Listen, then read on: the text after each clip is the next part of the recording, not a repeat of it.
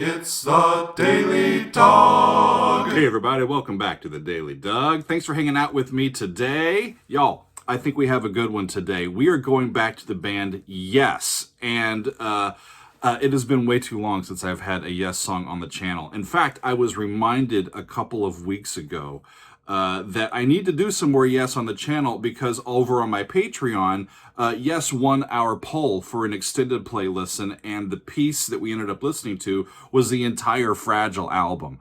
And I really enjoyed that one. That is listed over on my Patreon. But it got me remembering, I need to do some more Yes on the channel. And so a couple people said, you did Close to the Edge. There's some other great tunes on that album. How about And You and I? And I said, sure, that's the one that we'll do. So today we are featuring And You and I by Yes. It is the second track on the classic album Close to the Edge, released in 1972. We've got the classic lineup here. John Anderson on lead vocals, Steve Howe on guitars and backing vocals, Chris Squire on the bass and backing vocals, Rick Wakeman on the keyboards. It looks like this time he's got Mellotron, a mini Moog, and a Hammond organ, and Bill Bruford is on the drums and percussion. This song is listed as being in 4 parts. I think it's a complete piece, though. There's no stops in it. The parts are called Chord of Life, then Eclipse, then The Preacher, The Teacher, and then Apocalypse. And I've read through the lyrics, and I've got to say, just like anything that John Anderson writes, I'm like, what? I think it's a love song, but he makes it a little obtuse to get to. And with most things with Yes, I think we don't get the full meaning of the emotion of what they're trying to do until we combine everything together and stir a little bit and see what comes out. So let's get to it. This is And You and I by Yes. I am making use of the 2003 remastered studio version of this piece. Here we go. Okay. I think that's Steve Howe, because he's the only one playing right now.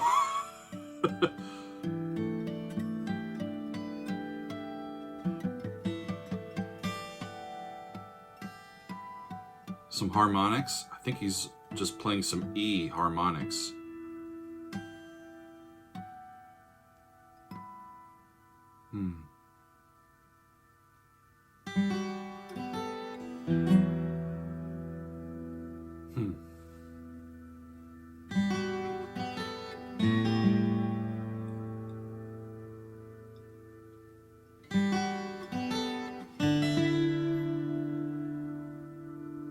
It's really stark, spacious. Hear that little mellotron, I think, in the background, or the organ, however they're doing that, with that little held sound, that tapestry in the background.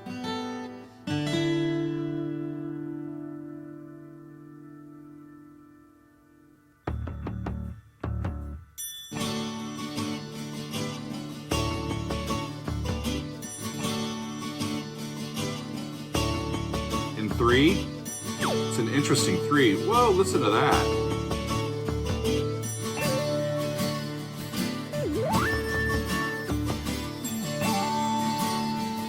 They're in D now.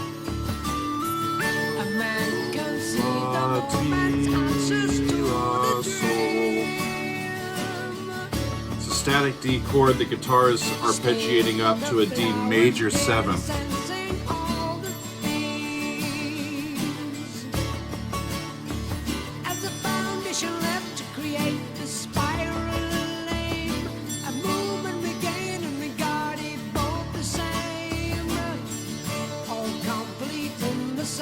All complete in the sights of seeds of life with you. That's a line that keeps recurring through this. They're still on that chord, D major 7.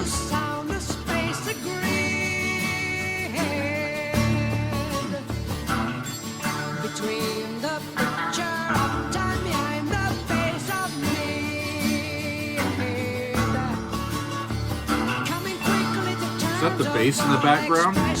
Making some interesting sounds.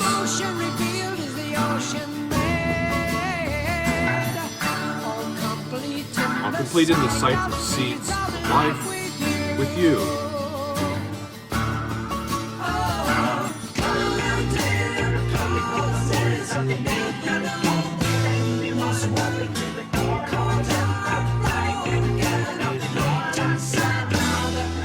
I think that went down from D to B flat, like a chromatic third.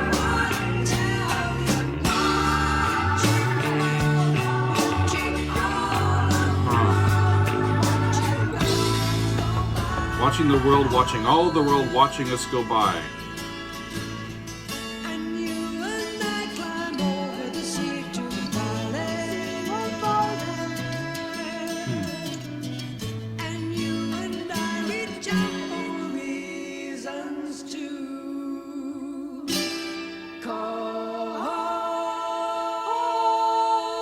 I believe that's an A chord, open A. Resolves to D. Oh, that's lovely.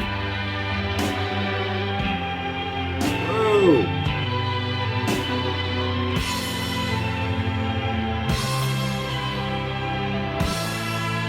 Something different.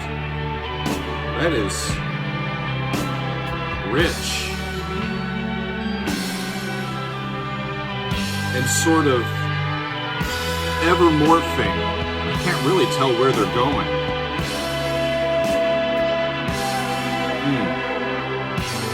Bass is going down by half steps there.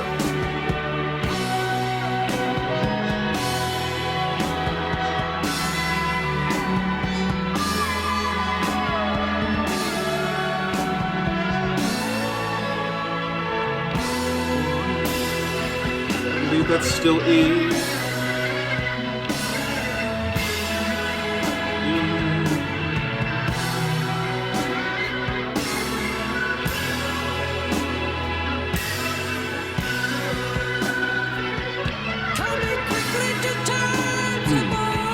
That solo, that keyboard solo was a bit buried in the mix.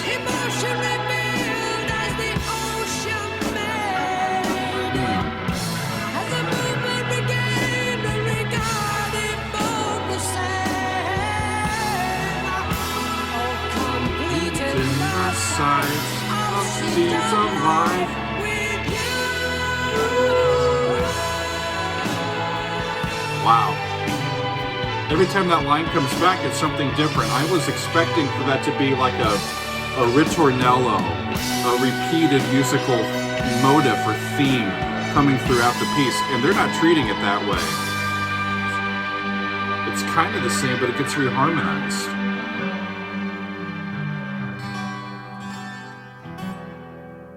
And then this will be the preacher, the teacher section.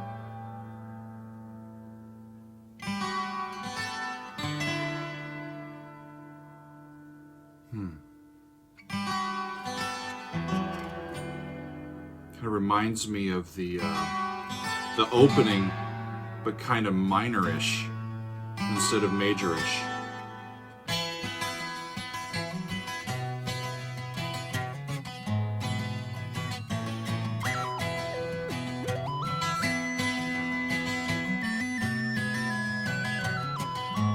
Woo.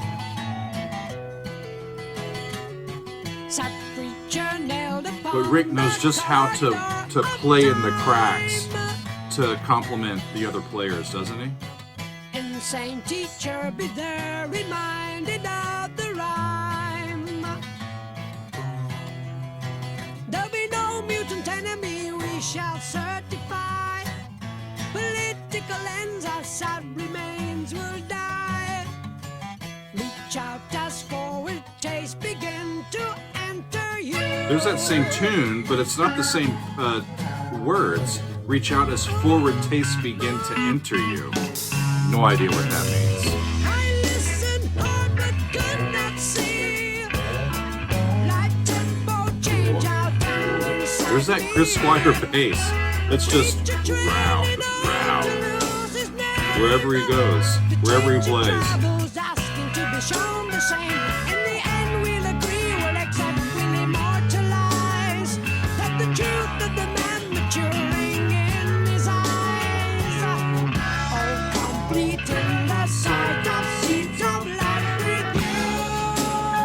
There, it's a similar melody, but it always comes up ending in a weird way or in a different way than it did before.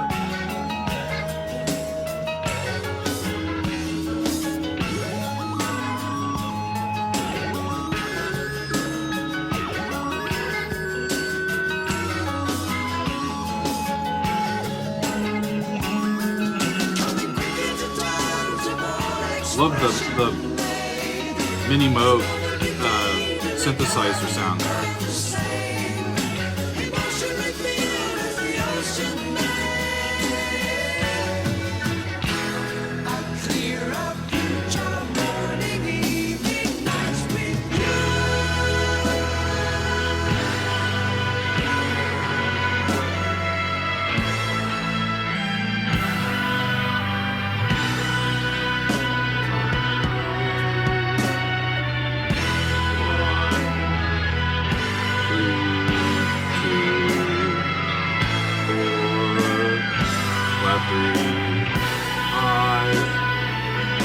Trying to follow where they are, y'all. I believe E major. Flat 3. 4. 3. 5. That would be the B chord.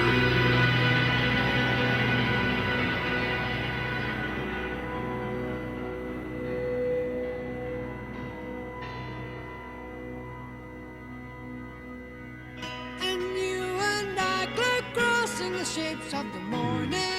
The last section, Apocalypse, is what they call it. And you and I reach over the sun for the river. And you and I glide clearer towards the movement. And you and I gold over valleys of endless sea.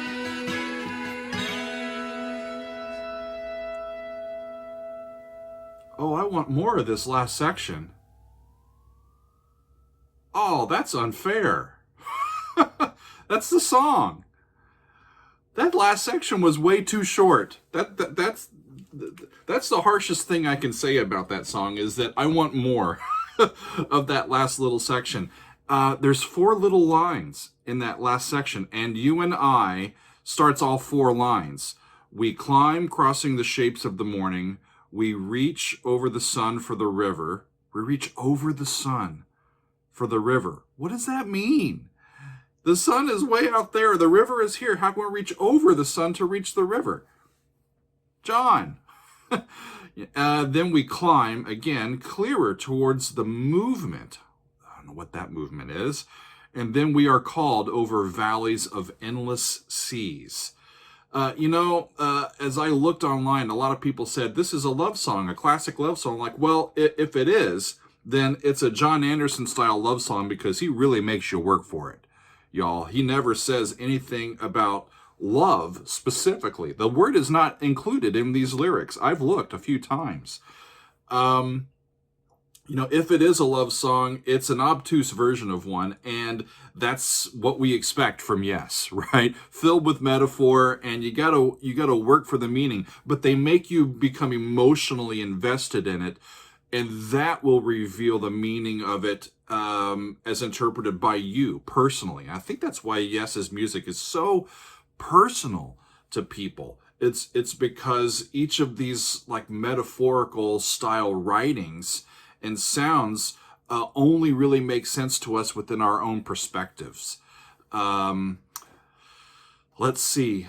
Each of these 4 sections, the notes that I wrote about the just the meaning of the text as I went through here, I said if the first part, if we try to get away from just trying to figure out what the individual words mean. And I know that I did some of that in the video, but if we go back away from it and sort of look from a 30,000 foot perspective and try to see what generally are they trying to describe, this is what I came up with.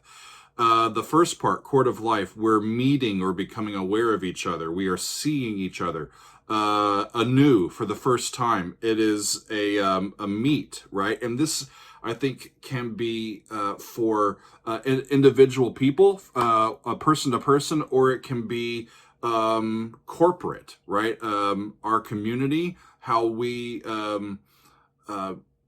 become connected to or becoming aware of a single other person, our significant other, but of also the people around us, our communities. It could also be a spiritual relationship, right?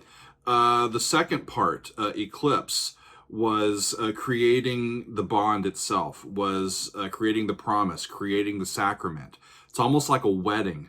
We become wedded to each other. We become connected by this force, this love, right? The next part, the preacher, the teacher, I wrote dealing with life together, growing old together, dealing with each other, going through it together, maintaining empathy through it all. And then at the very end, the section that I wanted more of, the bond becomes unbreakable, unshakable by time. It's like this forever thing, even in death, maybe. That was the very last line. Over valleys of endless seas. We are called over valleys of endless seas. Seas don't have valleys, you know? Well, maybe when there's a lot of waves, they do. But it's just, it has to get inside the way that you feel. The way that you feel the song, and not that you know what they're talking about, right? Really, really fascinating stuff. Close to the Edge, what a classic album, y'all. I remember listening to and doing my reaction to Close to the Edge, the song, and just was blown away by the emotion of it. That one, I really did react emotionally to it, as much as any song that I've included on the channel ever. It really did get to me. This one, it wasn't quite as profound, but boy, they're in their heyday here, aren't they?